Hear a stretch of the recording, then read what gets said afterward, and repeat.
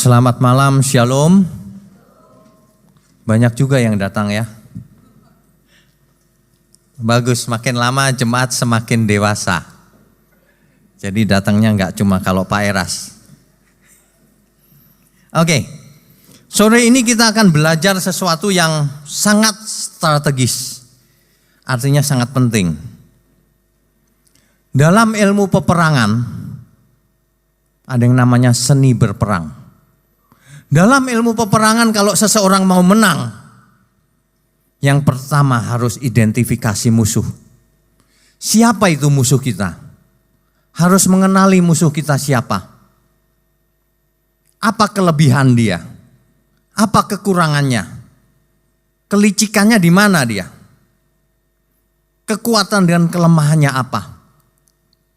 Kita harus mengenali diri kita juga. Siapa diri kita? Apa kelemahan kita? Kelebihannya apa? Kalau dalam marketing itu ada analisa SWOT. Dianalisa musuh kita siapa? Kita sendiri siapa? Senjatanya dia apa? Senjata kita apa? Kalau kita bisa mengidentifikasi dengan benar, kita pasti menang. Itu adalah teknik seni berperang. Itulah sebabnya Alkitab memberitahu kita siapa musuh kita yang sebenarnya. Coba kita baca Efesus 6 ayat 12. Efesus 6 ayat 12. Bisa tolong Indah bacakan?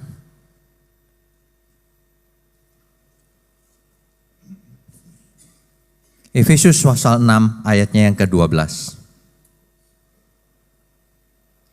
Efesus 6 ayat 12, karena perjuangan kita bukanlah melawan darah dan daging, tetapi melawan pemerintah-pemerintah, melawan penguasa-penguasa, melawan penghulu-penghulu dunia yang gelap ini, melawan roh-roh jahat di udara. Ya, perjuangan kita, musuh kita bukan melawan darah dan daging.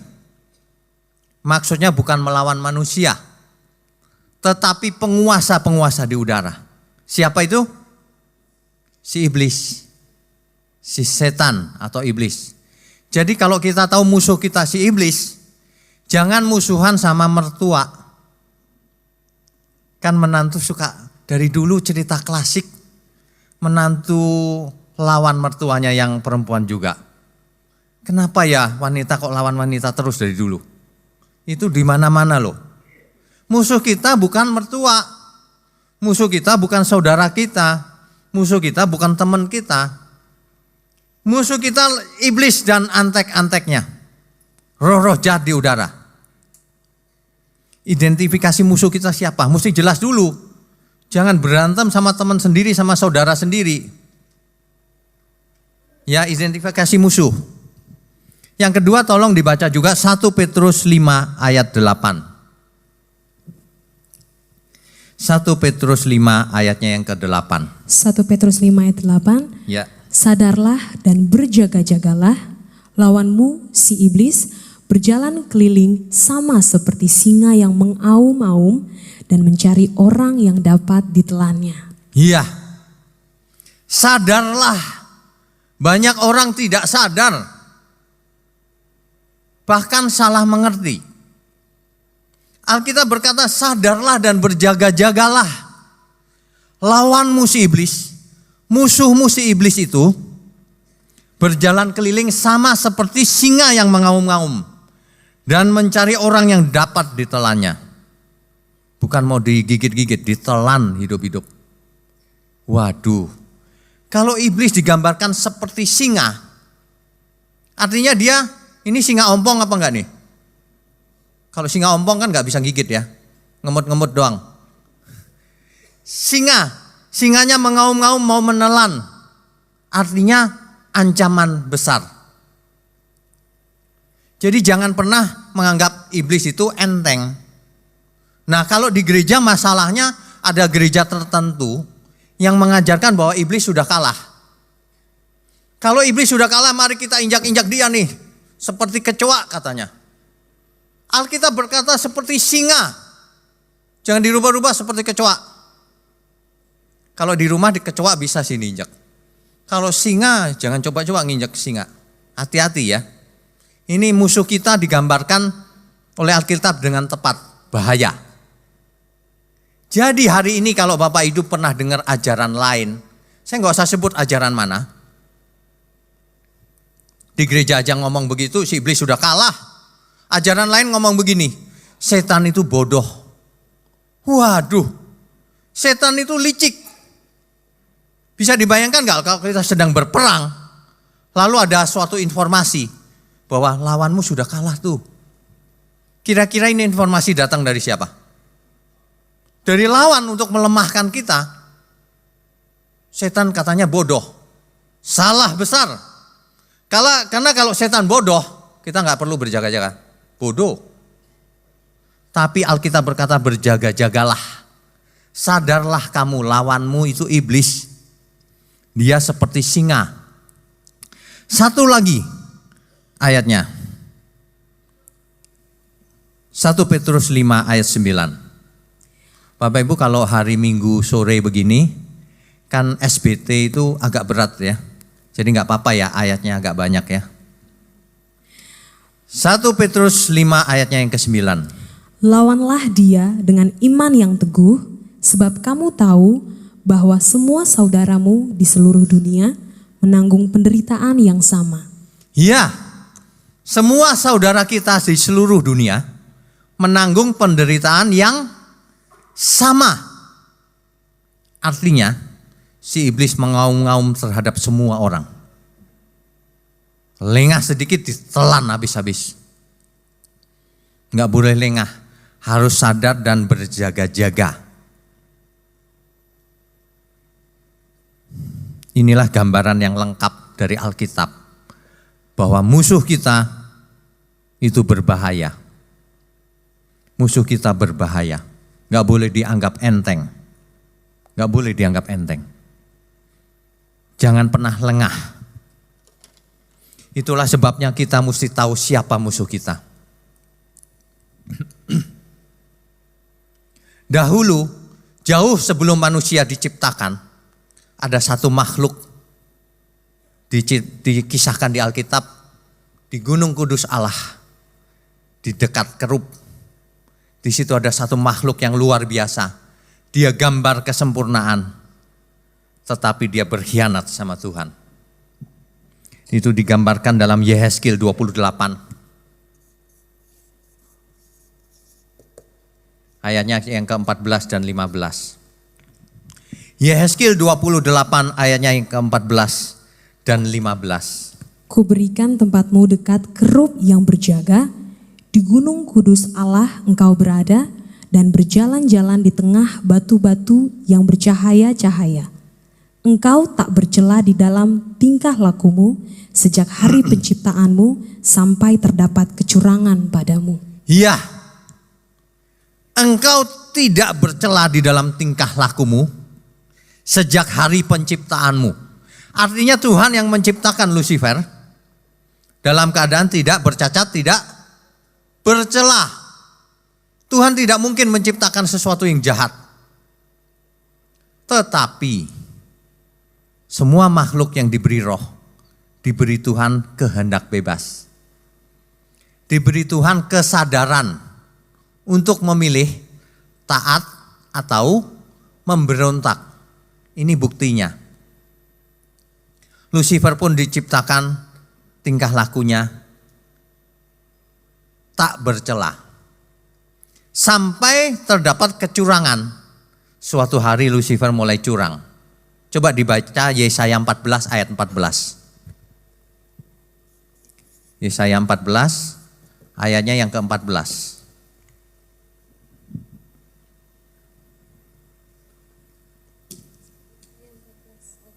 Yesaya pasal 14 ayatnya yang ke-14.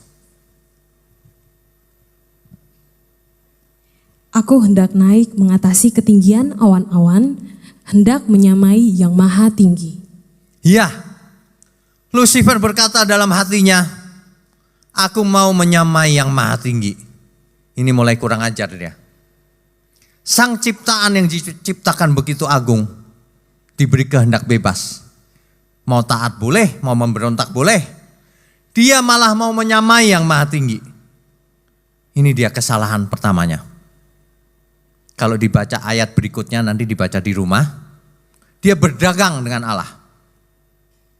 Jadi kalau hari ini ada yang mau berdagang dengan Tuhan, hati-hati. Itu sifatnya Lucifer. Kan kalau di gereja banyak yang ngajarin begini. Kasih perpuluhan. Nanti dibalas Tuhan 30 kali lipat. Bahkan 60 kali lipat. Bahkan 100 kali lipat. Itu dagang bukan? Itu dagang. Jangan pernah berdagang di gereja. Tuhan Yesus berkata, kalau tangan kananmu memberi, tangan kirimu jangan tahu. Kalau kamu memberi jangan berharap balasan. Ini malah diajarin di gereja, dapat 30 kali, 60 kali, bahkan 100 kali. Ada seorang pendeta besar bahkan nambah-nambahin, bahkan berapapun saudara mau. Waduh, jemaat dirusak akal budinya. Makanya Bapak Ibu kalau mendengar firman kebenaran, dibagikan ke teman-teman, saudara. Enggak begitu kali. Kamu ke gereja kok jadi malah matre berdagang sama Tuhan. Alkitab berkata, biar seluruh tubuhmu dibakar sekalipun, itu enggak ada gunanya kalau tidak mempunyai kasih. Enggak ada gunanya. Tuhan enggak butuh duitmu. Tuhan butuh hatimu. Katakan amin. Tuhan butuh hati kita. Tuhan duit buat apa? Gak butuh. Jadi kalau jemaat kasih perpuluhan, gunanya apa uang itu? Alkitab mencatat untuk perbendaharaan di bait Allah. Rumah Tuhan. Perbendaharaan maksudnya apa? Maksudnya untuk bayar listrik. Untuk gaji, untuk alat-alat ini semua. Untuk apa lagi? Untuk menolong yang kesusahan. Kalau ada anak-anak jemaat yang gak bisa sekolah, tetapi pinter, niat, ayo kita sekolahkan. Untuk itu maksudnya, bukan perpuluhan lalu saya kantongin. Bukan, pendeta yang gak benar ngantongin tuh. Itu ngantongin, makanya jemaat banyak yang kepahitan sama gereja. Gak mau kasih perpuluhan. Bukan, kalau ngasih Tuhan jangan hitung-hitungan pakai kalkulator. 10% itu berapa ya? Sampai sen-sennya dihitung. Itu hitung-hitungan sama Tuhan tuh. Kalau ngasih itu dengan tulus hati, ikutan, jangan pelit juga. Kalau pelit bagaimana mau jadi berkat, ya kan? Lawanmu si iblis, bukan yang lain. Jangan punya mainan sendiri. Kita mesti perang. Kita ini sebenarnya sudah babak terakhir. Banyak orang tidak menyadari. Peperangan babak terakhir itu sekarang ini. Nanti kita akan pelajari pelan-pelan ya. Jadi iblis diciptakan dalam keadaan tidak bercela. Bukan iblis, Lucifer. Mulanya. Lalu didapati kecurangannya. Maka dia dikutuk. Hilang semaraknya.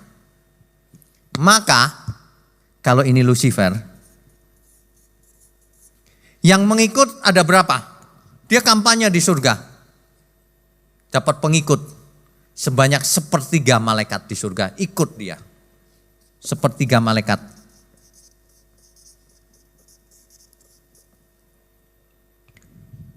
Lalu terjadi peperangan. Dibuang ke bumi. Di bumi Lucifer namanya disebut setan atau iblis. Ya. 1/3 malaikat di bumi jadi roh-roh jahat. Jadi yang namanya roh-roh jahat ada banyak. Sebanyak 1/3 malaikat di surga yang dibuang ke bumi karena memberontak bersama Lucifer. Sedangkan yang namanya setan atau iblis cuma satu, Lucifer. Jelas ya Bapak Ibu sampai sini ya. Kita mesti telanjangi dulu nih, musuh kita siapa sih sebenarnya. Supaya kita, ternyata cuma begitu aja. Kita harus tahu kalau orang tidak mengenal musuhnya bahaya. Oke, manusia sekarang pada waktu itu maksud saya di bumi diciptakan yang namanya manusia. Hari ini berupa rangkaian cerita ya, tapi ini kisah nyata. Di awal kejadian manusia, kejadian 1 ayat 26 dan 31. Coba yang 26 dibaca, Indah. Kejadian 1 ayat 26. Berfirmanlah Allah, baiklah kita menjadikan manusia menurut gambar dan rupa kita, supaya mereka berkuasa atas ikan-ikan di laut dan burung-burung di udara dan atas ternak dan atas seluruh bumi dan atas segala binatang melata yang merayap di bumi. Ya, ayat 31. Maka Allah melihat segala yang dijadikannya itu sungguh amat baik. Sungguh amat baik. Jadilah petang dan jadilah pagi, itulah hari ke-6. Manusia diciptakan menurut gambar dan rupa Allah. Maksudnya punya keserupaan dengan penciptanya. Tapi manusia tidak akan pernah jadi pencipta, ingat itu. Jangan seperti Lucifer, aku mau menyamai yang maha tinggi, kurang ajar dia. Manusia diciptakan supaya menguasai bumi. Supaya menjadi manajer di bumi. Padahal di bumi ada iblis dan roh-roh jahat. Manusia harus berkuasa atas semua itu termasuk. Manusia diciptakan untuk mengalahkan iblis sebenarnya. Dan menjadi penguasa di bumi. Untuk kemuliaan Tuhan. Itu rencana mula-mula. Rencana mula-mulanya begitu. Cuman sayang. Hawa di Kejadian 3. Nanti dibaca di rumah aja. Hawa malah dialog dengan iblis. Ini di yang lalu sudah kita bicarakan ya. Hawa berdialog dengan iblis di Kejadian pasal 3. Sehingga dia akhirnya memandang buah itu. Dan kayaknya enak. Lalu dimakanlah buah itu. Lalu suaminya ditawarin buah yang sama. Kedua-duanya jatuhlah ke dalam dosa. Akibatnya pertandingannya kalah. Manusia pertama lawan iblis 0-1. Kalah babak pertama. Ini kan sebenarnya babak pertama baru awal penciptaan. Sudah digoda sama iblis. Sudah jatuh. Sudah kalah, babak pertama sudah kalah. Waduh sayang sekali ya, kalau enggak ada iblis sekarang. Sudah kalah iblis. Tapi sayang sekali manusia kalah. Lalu ketika manusia jatuh, firman Tuhan Kejadian 3 ayat 15. Dibaca yang ini. Aku akan mengadakan permusuhan antara engkau dan perempuan ini, antara keturunanmu dan keturunannya. Keturunannya akan meremukkan kepalamu dan engkau akan meremukkan tumitnya. Ya, inilah nubuatan pertama kali. Keturunan ini, manusia ini akan bermusuhan dengan keturunanmu. Jelas ya? Permusuhan ini abadi. Sampai nanti Tuhan datang kembali. Jadi sebenarnya terjadi permusuhan dari dulu. Jadi kalau manusia hari ini lengah, santai-santai aja. Yes, aku sudah menang. Hati-hati. Karena kalau seseorang ngomong bahwa katakan kau umat pemenang. Amin gitu. Belum, kamu belum menang. Ingat itu. Sebenarnya artinya yang benar begini. Kita umat pemenang, amin, amin. Karena itu kita harus benar-benar menang. Katakan amin. Kalau kita umat pemenang harus benar-benar menang. Jangan cuman slogannya doang yang umat pemenang. Percuma. Katakan umat pemenang, apa untungnya ngomong begitu? Harus benar-benar menang. Iblis masih mengincar keturunan manusia. Masih terus bermusuhan sampai hari ini. Memangnya hari ini berteman, tetap musuhan sampai hari ini. Babak kedua, ini babak pertama ini. 01. Bab ini kayak pertandingan bola aja. Setelah manusia jatuh dalam dosa, nggak ada peristiwa yang signifikan, nggak ada peristiwa yang penting. Sampai akhirnya Tuhan Yesus mengosongkan diri, turun menjadi manusia. Peristiwa penting berikutnya, babak kedua, Tuhan Yesus lawan iblis.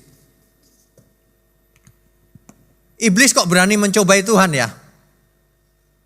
Bukankah Alkitab berkata dia gemetar? Terjemahan Alkitab kurang tepat. Yang gemetar itu bukan iblis. Yang gemetar itu roh-roh jahat.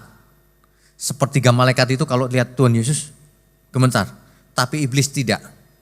Justru iblis mencobai Tuhan Yesus 3 kali. Ingat gak? Nah ini dia. Ini sama dengan Hawa. Mau disesatkan pikirannya. Tuhan dicobai. Tetapi kita tahu bahwa Tuhan menang. Nanti dibaca di rumah Lukas 4 ayat 3 sampai 12. Di rumah aja dibacanya. Kisah ini kisah tentang Tuhan yang dicobai oleh iblis 3 kali. Tapi Tuhan menang. Kenapa menang? Jawabannya sebab ada tertulis. Sebab ada tertulis. Selalu begitu Tuhan Yesus. Sebab ada tertulis. Maksudnya apa?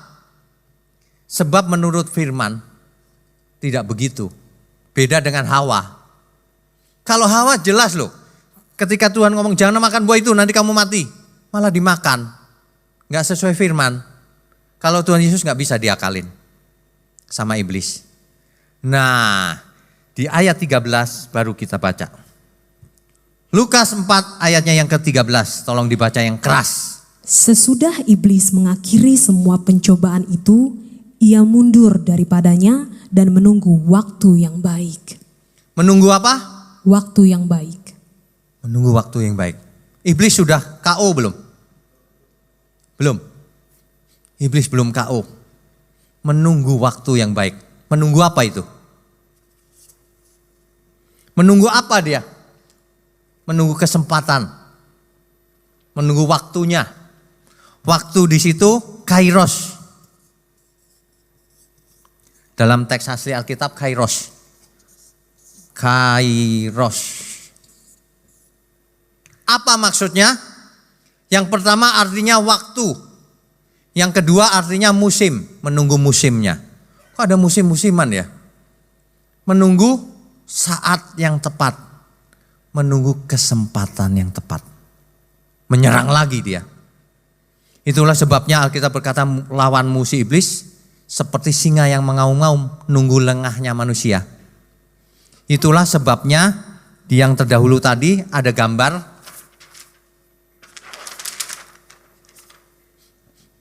keturunanmu akan meremukkan kepalamu. Bermusuhan terus, terang lawan gelap, kebenaran lawan kepalsuan. Hari ini kita belajar kebenaran, kepalsuan begitu banyak. Hati-hati, bahkan seorang pengkhotbah bisa mengkhotbahkan kepalsuan. Iblis dibilang sudah kalah. Belum, hati-hati. Kita umat pemenang harus benar-benar menang. Di kitab Wahyu baru Tuhan berkata, jika engkau menang, kamu kuberi banyak hal. Jika kamu menang, kan gitu. Kerjakan keselamatanmu dengan takut dan gentar. Berusahalah kamu masuk pintu yang sempit itu. Terus firman Tuhan dengan berbagai kalimat menggenjot kita supaya ayo berusaha. Ayo perang yang benar. Lawanmu si iblis. Jangan bisa dijatuhkan sama iblis. Nanti di rumah dibaca terus. Kejadian 3 ayat 15. Menunggu waktu yang tepat. Babak kedua dimenangkan oleh siapa? Tuhan Yesus. 1-0. Kalau digambar tabelnya, pertama kalah, kemudian 1-0, berikutnya baru sekarang babak terakhir. Babak terakhir semua manusia, khususnya umat percaya, sedang ditunggu iblis. Dijatuhkan dia. Hati-hati, lawan kita yang satu ini benar-benar licik. Sangat licik, sangat amat licik. Dan dia pintar menjatuhkan manusia. Faktanya apa? Faktanya banyak orang jatuh kan? Pendeta ada yang jatuh? Ada. Aktivis? Apalagi. Jemaat? Oh, yang ngomong bukan saya loh ya. Ada yang ngomong lebih banyak katanya. Kalau seseorang jatuh, kan yang lalu kita sudah bicara tentang senjata kebenaran. Benar ya? Kita mesti jadi senjata kebenaran, alat kebenaran. Kalau seseorang jatuh, jadi senjata iblis.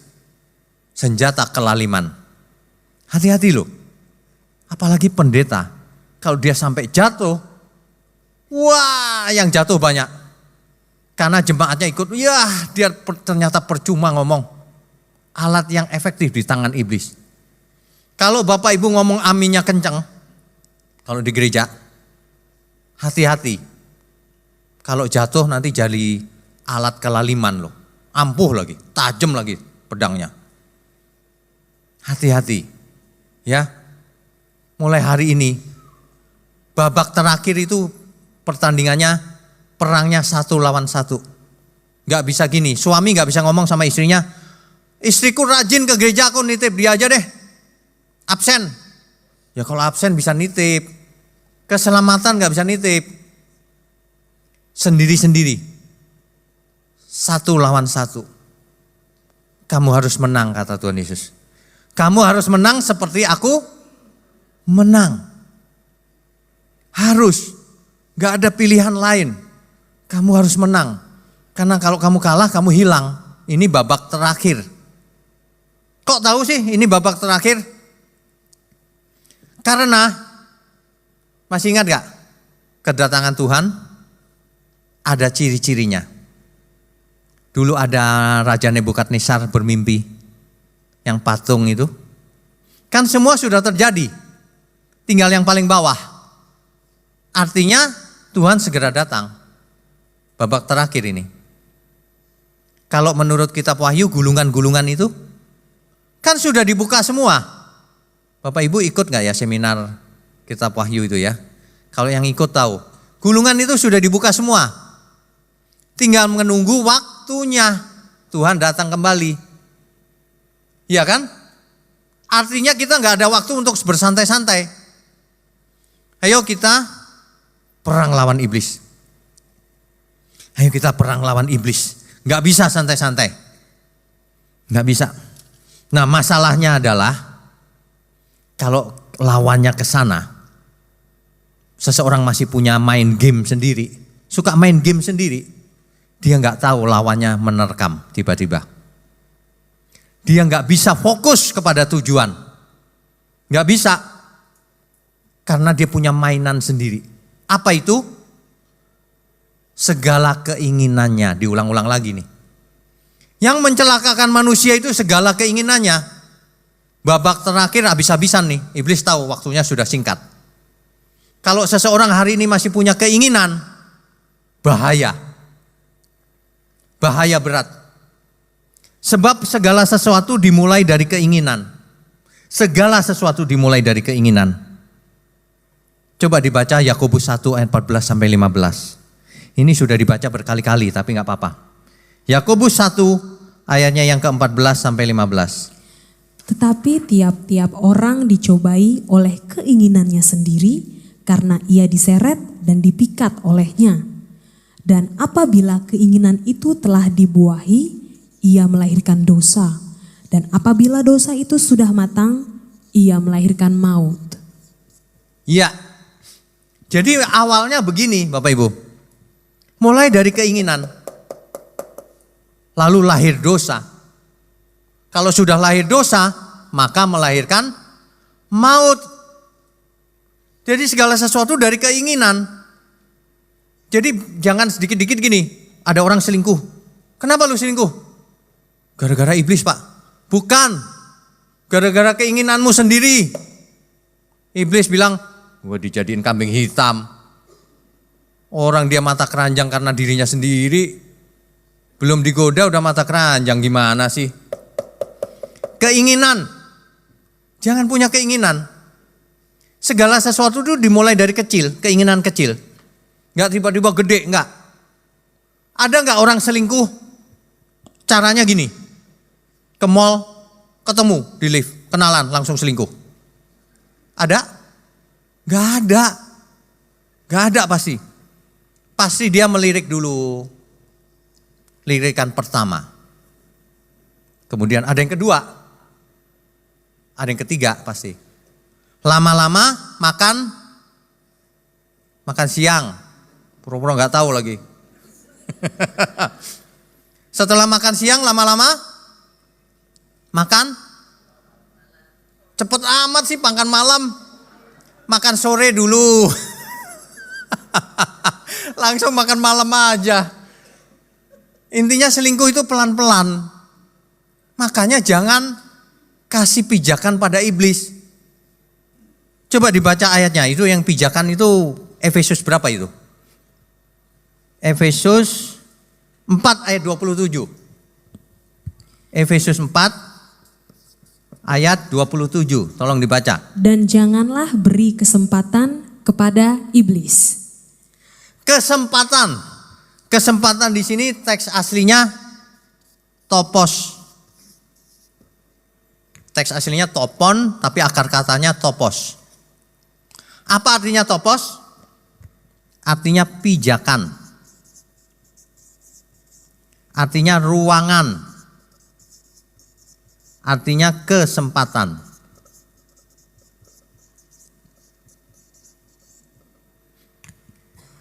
Bapak Ibu jangan kasih pijakan sama iblis sehingga dia apa itu namanya? Mangkal ya. Pangkalan. Topos itu pangkalan. Ruangan boleh, ada ruangan. Jangan kasih ruangan pada iblis. Jangan buka kos-kosan sama iblis. Nanti dia ngekos. Kos-kosan kok yang ngekos iblis. Ini kira-kira gitu nih, topos tuh begitu. Jangan kasih ruangan, jangan kasih tempat pijakan. Gimana caranya? Jangan mencobai diri sendiri. Jangan punya keinginan. Sebab begitu kita punya keinginan, itulah ruangan untuk iblis. Tadi masih ingat waktu orang selingkuh, kan enggak tiba-tiba kan? Sudah tahu punya istri, pakai kenalan-kenalan lagi. Dasar genit, pakai kenalan-kenalan lagi di lift. Enggak usah. Ya, pakai kenalan. Itu artinya memberi ruangan pada iblis. Si iblis, wah dibuka kos-kosan nih. Ngekos dia di situ. Lama-lama dikuasailah manusia itu. Jangan dikasih kesempatan sedikit pun. Jangan dikasih kesempatan. Nanti dia makin lama makin ngelunjak. Kalau dia ngelunjak menguasai, habis. Tuan rumahnya diusir. Dia jadi tuan rumah. Jangan kasih topos, pijakan, kesempatan. Jangan dikasih kesempatan. Jangan dikasih ruangan untuk iblis. Ruangan ini apa? Keinginan. Pintu masuk iblis itu lewat keinginan manusia, bukan lewat yang lain. Kalau manusia masih punya keinginan, itulah yang akan akan dicobai oleh iblis. Lewat keinginan, Bapak Ibu. Keinginan kalau terus-terusan melahirkan dosa. Dosa terus-terusan melahirkan maut. Jadi kalau hari ini kita tahu kebenaran ini, pilihannya cuma satu. Mau buang keinginan apa enggak? Banyak orang yang kalau suruh buang keinginannya sulit. Misalnya orang merokok. Saya bilang, buang rokoknya. Harusnya dia begini dong. Siap Tuhan, kalau Tuhan yang suruh. Siap. Kan gitu ya. Ini enggak loh. Buang rokoknya. Enak dia ngomong buang. Pahit mulutku kalau enggak ngerokok. Susah bener gitu disuruh buang ke sesuatu yang jelek. Ini baru rokok loh, belum yang lain-lain loh. Baru rokok aja udah sulit. Katanya aminnya kencang di gereja. Mestinya kan siap Tuhan. Ayo jangan toleh-toleh kiri kanan. Pasang kacamata kuda. Kamu kan sudah punya istri. Siap Tuhan. Amin gak ya? Aminnya pelan bener. Amin ya Bapak Ibu ya. Siap Tuhan. Mestinya begitu. Jangan entah dulu pikir-pikir dulu. Ya udah jelas-jelas jelek dipikir-pikir lagi. Ini ya. Jangan buat kesempatan. Jangan buka celah. Nah ini bagus nih. Jangan buka celah pada iblis. Meskipun celah itu kecil. Nanti dia meleset masuk. Akhirnya menguasai. Jangan buka celah. Banyak orang jatuh karena itu. Pelan-pelan. Pacaran. Gak apa-apa. Pulang jam 9 gak apa-apa. Besok-besok jam 10. Besok-besok jam 11. Nambah terus. Ini dia membuka celah. Jangan pernah buka celah. Yang korupsi juga gitu. Gak ada hari ini ngelamar kerjaan masuk langsung korupsi. Gak ada. Pasti pelan-pelan dia. Dia lihat peluang pelan-pelan. Akhirnya bablas ya. Kejatuhan manusia gak tiba-tiba. Dimulai dari keinginan. Segala keinginannya. Keinginan yang dibuahi terus-menerus. Jadi jangan pasang pijakan untuk iblis. Jangan kasih kesempatan. Dibaca Roma 6 ayat 13 sekali lagi. Roma 6 ayatnya yang ke-13. Dan janganlah kamu menyerahkan anggota-anggota tubuhmu kepada dosa untuk dipakai sebagai senjata kelaliman, tetapi serahkanlah dirimu kepada Allah sebagai orang-orang yang dahulu mati, tetapi yang sekarang hidup. Dan serahkanlah anggota-anggota tubuhmu kepada Allah untuk menjadi senjata-senjata kebenaran. Yes, senjata kebenaran. Bapak Ibu lihat ke sini, fokus. Kita mesti lihat gambar besarnya. Di babak terakhir ini, kita ada di mana? Yang jelas ada Bapa di surga.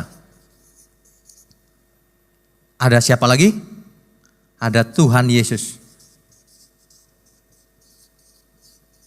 Benar ya? Kita di bumi.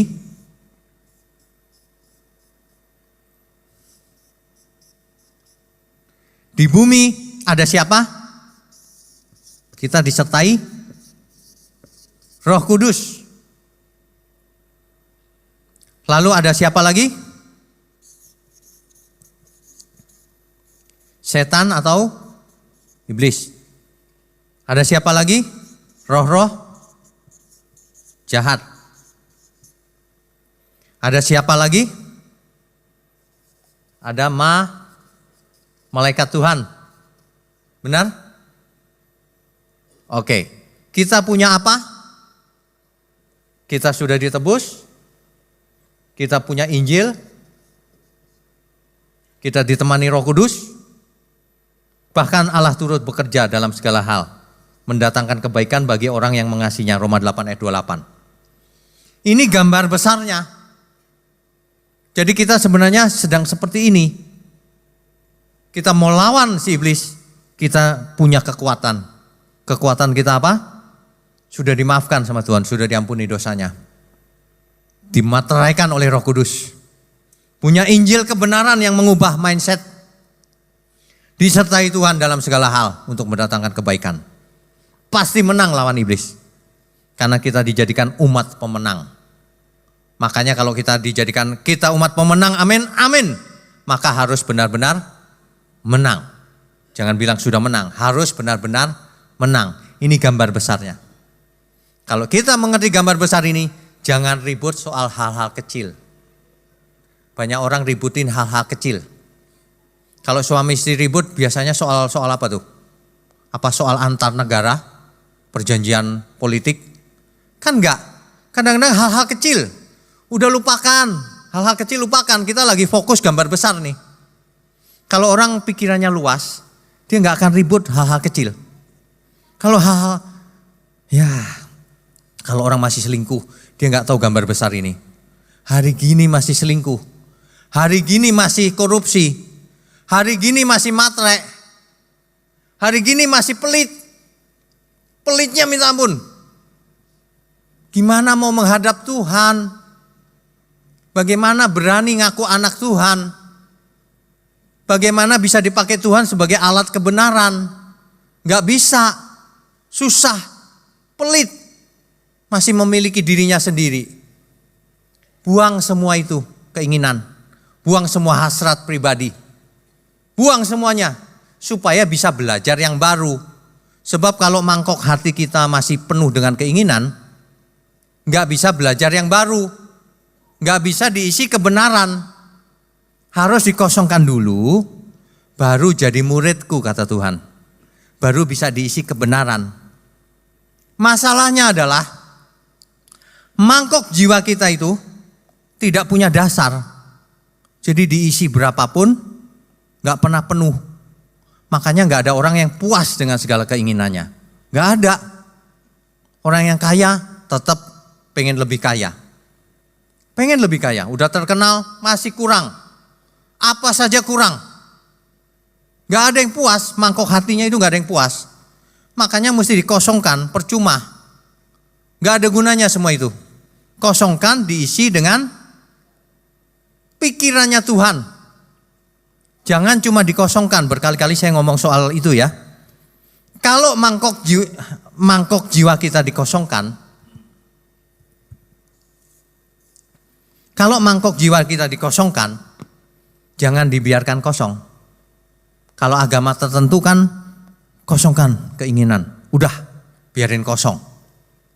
Kalau Kristen tidak, kosongkan lalu isi dengan yang dari Tuhan. Isi dengan yang dari Tuhan. Ada amin gak? Amin ya. Ini luar biasa loh. Cuma orang banyak yang tidak mau berubah. Pilihannya cuma satu. Kamu mau berubah atau tidak? Kalau gak mau berubah, kamu binasa. Kalau berubah, selamat. Berubah atau binasa. Pilihannya cuma itu. Berkali-kali kalau di gereja, khotbahnya sebenarnya bisa berbagai macam topiknya. Tapi intinya balik ke situ. Hari ini babak terakhir kita memenangkan pertandingan ini. Gambar ini diingat-ingat, nanti diperhatikan, iya ya, aku sedang berperang.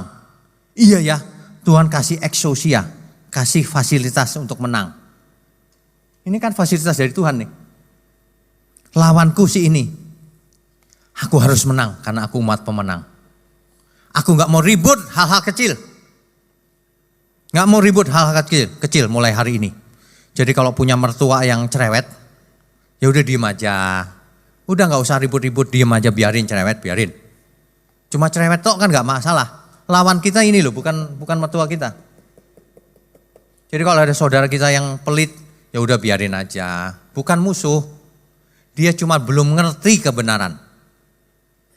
Kalau kita ketemu orang yang selingkuh, jangan dihakimi. Ingatkan dia, berhenti ya. Jangan diterusin, kamu sama jadi senjatanya iblis. Berhenti, kata Tuhan. Mulai sekarang tobat supaya jadi senjatanya Tuhan.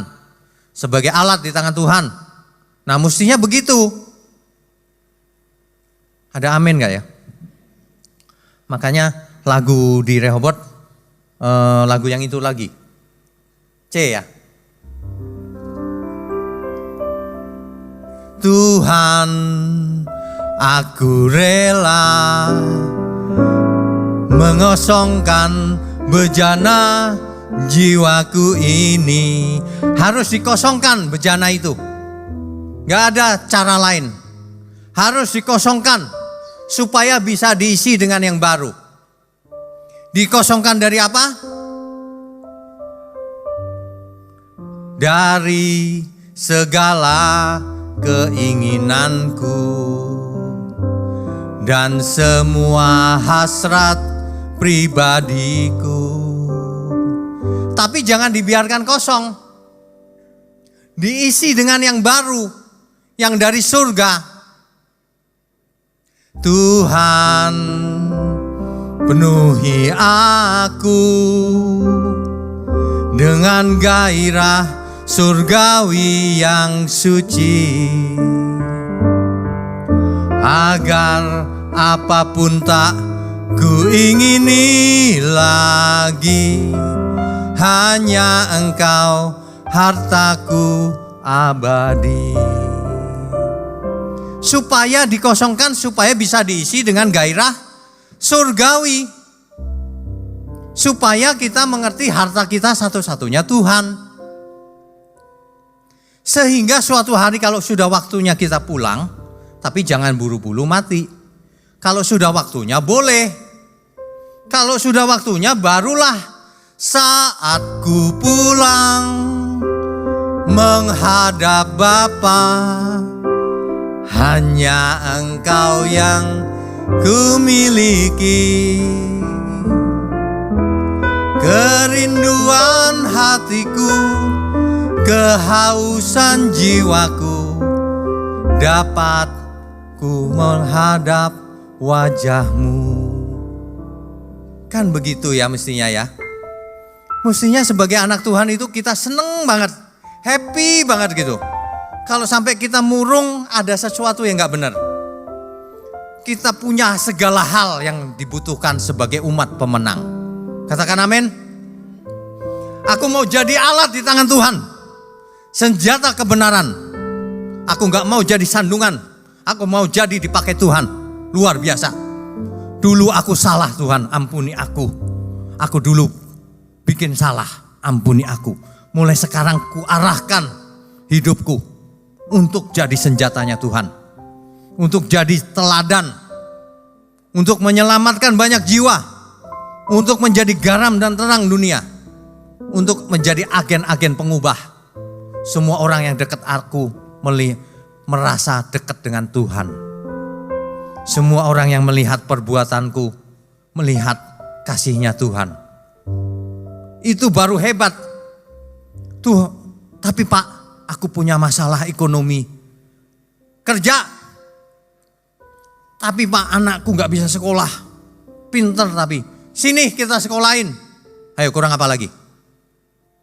Enak kan? Seneng loh hidup ini.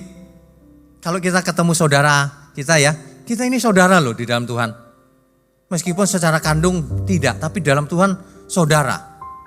Kalau kita saudara dalam Tuhan, itu lebih hebat daripada saudara kandung. Percaya gak? Saudara kandung bisa jauh. Kadang hitung-hitungan karena dia kaya. Hitung-hitungan pelit banget sama kita. Tapi kalau saudara dalam Tuhan, kita gak ada hitungan. Enak gitu hidup. Ketemu di mall, kalau ada yang gak hafal ya, yang hafal duluan yang nyapa, ya kan? Jangan, wah dia gak hafal, sombong. Balik lagi nanti ceritanya. Tadi pikir saya sombong lagi. Jangan hitung-hitungan dah. Kasih kode aja, Pak, saya jemaat. Oh iya, nah baru saya sapa. Ya, gak ada deh. Pokoknya gak ada kesengajaan mau sombong, gak ada. Kalau wajahnya sombong ya minta maaf deh. Gak bermaksud sombong tapi. Ya, mulai hari ini kita fokuskan diri kita. Ini babak terakhir. Kalau gak Tuhan datang, kita mati duluan. Salah satu. Kalau Tuhan datang duluan, itu akhir juga itu. Tapi kalau Tuhan belum datang, kita mati duluan, itu juga akhir buat kita loh. Akhir itu. Jangan pernah bikin kos-kosan buat iblis. Hari ini ingat hal itu. Babak terakhir. Hari ini babak terakhir. Nanti pulang diingat-ingat. Babak terakhir. Babak terakhir itu masing-masing lawan iblis. Menang atau kalah, harus menang. Umat pemenang harus menang. Kalau umat pemenang kalah bukan umat pemenang namanya. Jadi Bapak Ibu kalau sekarang aminnya kencang, harus menang. Gak boleh kalah. Jangan kalah hal-hal kecil sepele. Ditipu sama temannya, uang sedikit lupakan. Jangan gara-gara itu sakit hati, kalah kita namanya. Jangan kalah hal-hal kecil. Lupakan semua ya. Amin ya. Mangkoknya dikosongkan, ingat. Mangkok hatinya dikosongkan dari segala keinginan. Isi dengan gairah surgawi. Kerjakan semua seluruh hidup kita untuk Tuhan. Kerjakan semuanya untuk Tuhan. dan kita akan happy di dunia ini. Happy-nya bukan karena kaya loh, bukan. Happy-nya bukan karena sukses terkenal, bukan. Happy-nya kalau dalam teks Alkitab disebut shalom, damai sejahtera. Itulah damai sejahtera yang tidak masuk akal. Meskipun kita gak kaya, gak terkenal, bukan pejabat, tapi kita happy loh. Suami istri bisa happy. Karena satu pikiran. Bayangin kalau suaminya mau nolong orang, istrinya pelit. Waduh, bisa setengah mati loh hidup. Aduh, hidup tiap hari lihat lagi. Bangun tidur langsung lihat lagi. Tapi gak sepikiran. Itu sengsara loh. Mulai sekarang Bapak Ibu, suami atau istri bertobat ya bareng-bareng. Biar sepikiran. Kalau sepikiran dipakai Tuhan luar biasa. Amin. Amin. Beri kemuliaan Tuhan.